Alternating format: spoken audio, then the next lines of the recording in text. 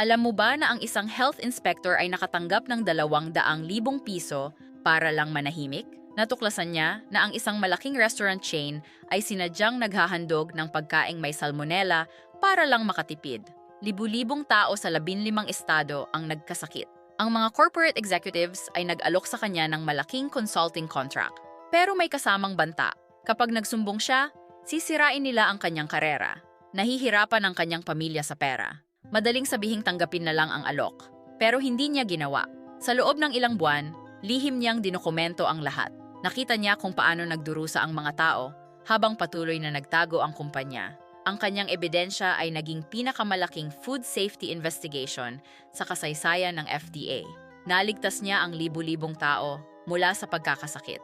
Ngayon, siya ang regional director ng bagong food safety division. Protektahan niya ang milyon-milyong consumer sa buong bansa. Sabi niya, ang pera ay mawawala, pero ang kapakanan ng mga tao, iyon ang tunay na kayamanan. Isang desisyon ang nagbago sa lahat.